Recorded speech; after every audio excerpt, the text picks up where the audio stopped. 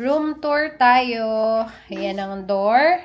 Tapos, upon entering sa right side mo, here's the cabinet. Open cabinet sila. Ayan. And then, sa left side naman, oh, ang liit talaga ng banyo. Ito na yung CR. So, yan yung mirror. And then, yung sink. And then, yan na yung floor. Ayan lang talaga siya. Yan siya. Yan yung lavatory mo. And then, ito na yung toilet. Maliit lang siya talaga. Super, compact.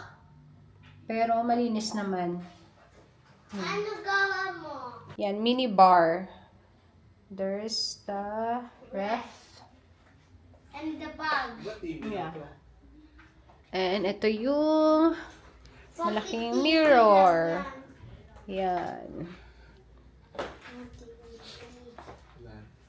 And then, ito na yung bed. Yay! Two double size bed.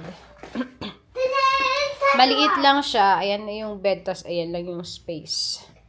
Ayan. Pero okay naman. Malinis naman. Dito, ikaw first. Nakita ko na. Yung Yung sa Ayun pa pala yun, shower. Dalawa yan. Oh, Dalawa. same nga pala sila ng door ng CR. Kumbaga ito yung main door, tapos ito na rin yung door ng shower area. Yung shower area naman ay enough yung space. Yeah. Enough yung space ng kanilang shower area.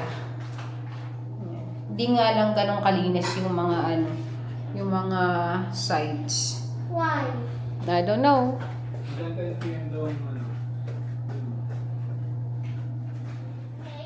Mercy.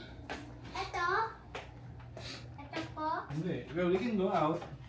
And then, ito yung nila, yung panel control, yung mga tablet for controls. And then, may TV here. And then, may maliit na table. And then, may mini, ano bang tawag dito? Vanity area. Ayan. And then, ito yung ating veranda. Yung ano bang tawag dito? Terrace. Oh, terrace. Ayan. Sila nga nasabitan ng mga kawali. Ayan. Para pagka naligo tayo. Ayan. And then, here's the view. Uy! Magalaglag. Ikaw. Hindi po. Nakakangunti Ayan yung Oh, may be careful lang, okay? Yeah. Pag nalaglag ka, Opo. tumabok na. Yeah. Pag-get monster yan. Ayan siya.